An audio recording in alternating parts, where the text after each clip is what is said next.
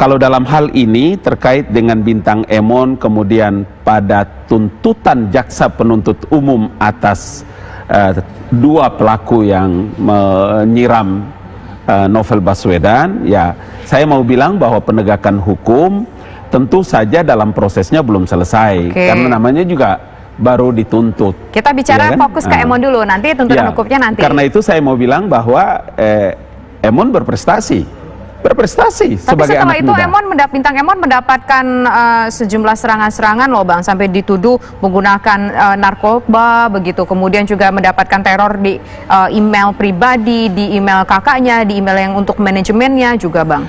Ya, makanya kalau di ruang publik baik di media sosial maupun media mainstream, kita harus siap. Kurang apa seperti seorang Ali Mukhtar yang segala macam bentuk jenis binatang melekat pada diri saya.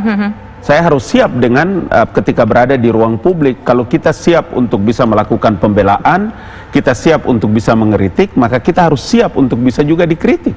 Dan itu bukan hal yang baru bagi proses demokrasi di tanah air. Tapi untuk ini bukan kritik loh Bang, buzzer-buzzer yang akunnya itu anonim nih. Saya mencatat apa yang disampaikan Emon begitu ya. Ini agak ada akun Twitter atas nama Lintang Hanita dengan 2 followers, kemudian Tiara 616 dengan 9 followers, Liar Angsa dengan tidak ada followers sama sekali. Artinya kan ada dugaan bahwa ini bukan manusia yang sebenarnya, karena mungkin juga akunnya cuma punya sedikit followers, kemudian juga mungkin saja akunnya baru. Artinya memang niat untuk menyerang Emon Bang. Ya, itu yang saya bilang bahwa dalam bentuk apapun harus siap mengkritik dan siap untuk dikritik, karena tidak semua juga ada orang yang pantas dikritik nggak dari apa yang disampaikan oleh Emon ini? Kata Abang kan harus siap dikritik dan siap mengkritik dan siap dikritik. Ada yang harus dikritik nggak Emang? Kalau Emon, saya pada prinsipnya saya memberikan apresiasi yang luar biasa. Artinya dalam beberapa diksi yang dipakai itu kan terkait dengan penuntutan jaksa penuntut umum, ya kan? Artinya publik harus diberikan pencerahan bahwa apa yang dilakukan oleh jaksa penuntut umum itu bukan selesai dari sebuah persidangan.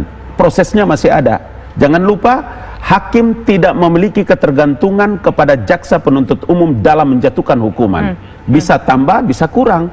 Pencerahan ini yang menurut saya bagi seorang kritikus penting juga menyampaikan kepada publik, sehingga publik memberikan value dan penilaian tersendiri terhadap upaya penegakan hukum. Jadi akan aman-aman aja kalau misalnya di situ Bintang Emon menyebutkan ini masih dalam proses. Itu begitu. Dia saya maksud. Coba kita tanyakan ke Bang Haris. Bang Haris, diapresiasi tapi di sini mungkin dikritik karena Emon nggak nyampein ke masyarakat, nggak nyampein kepada followernya bahwa ini masih dalam proses, belum final. Silakan Bang Haris.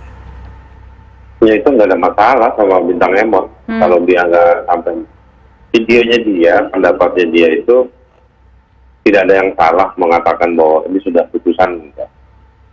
Kritiknya itu memang ditujukan kepada jaksa. Itu, dan dia menyampaikan soal fakta bahwa ada penyiraman air keras kepada kakaknya Novel, akibat buta gitu ya, di pagi hari. Dia nggak pernah bicara soal bahwa ini sudah putusan akhir. Nggak ada dia ngomong seperti itu. Dan menurut saya, kalaupun dia salah, apakah dia boleh diserang? Dan ketika dia diserang, kenapa nggak dibela oleh penegak hukum? Itu beda kalau di tempat lain yang ngeritik yang menyerang gitu. Saya kasih contoh ekstrim, misalnya Karoni Tokoman gitu ya, itu sudah ditetapkan sebagai DPO gitu. Nah, tapi giliran ada orang nyerang si Emon yang mengkritik. Jadi ketika ada orang yang ngerjain Emon atau orang yang ngerjain Veronica Koman atau ngerjain siapapun yang mengkritik negara gitu ya, mengkritik pemerintah dengan kebijakannya, itu dibiarkan gitu. Dulu pernah ada buzzernya pemerintah juga mendisplay data pribadinya orang, nggak diapa-apain sih. Gitu. Silakan Bang Ngabalin, ada sejumlah kasus-kasus yang disampaikan menunjukkan adanya ketimpangan nih. Ya, yang pasti saya tidak menggunakan diksi salah ya kepada Emon. Tidak. Tapi bahwa Emon melakukan perbandingan terhadap menjatuhkan hukuman terhadap beberapa contoh-contoh kasus yang lain yang itu, makanya saya bilang tadi, bahwa jaksa menuntut itu belum final sebuah persidangan. Proses ini sedang berlangsung.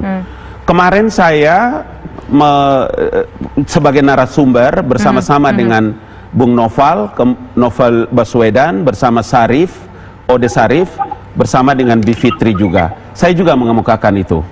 Karena orang pertama yang mengatakan bahwa terhadap keprihatinan terhadap apa yang terjadi pada Novel itu, saya orang pertama yang mengeluarkan itu pernyataan. Dan itu masih ada jejak digitalnya. Karena itu saya bilang bahwa ya, dalam rangka menentukan kebenaran dan mencari keadilan hukum atas tuntutan yang dilakukan oleh jaksa penuntut umum, saya, Haris, dan kita semua hari malam ini juga dengan TV One, kita punya tanggung jawab moral untuk memberikan pencerahan kepada publik bahwa tuntutan jaksa itu bukan final. Maka diksi yang kita pakai itu memberikan pencerahan kepada rakyat dari semua kritik yang disampaikan tentang penegakan hukum adalah upaya yang harus dilakukan. Dilakukan oleh siapa? Dilakukan oleh kita semua untuk mendorong supaya penegakan hukum itu bisa berjalan dengan adil dan transparan. Masalahnya cuma di diksi, walaupun abang bilang tadi nggak salah, tapi masalahnya cuma di diksi. Iya, karena saya tidak pernah menggunakan kata salah kepada Emon. Yang saya bilang itu adalah ketika melakukan perbandingan terhadap orang yang telah dijatuhkan hukuman, dia berstatus final dan mengikat, itu aja. Silakan Bang Haris Azhar. Ya nggak mau nyalain Emon, tapi seolah-olah Emon salah karena nggak menjelaskan. Bukan tugasnya Emon juga menjelaskan bedanya tuntutan sama putusan. Itu salahnya negara karena nggak pernah nyelesain kasus Novel sejak awal. Gitu.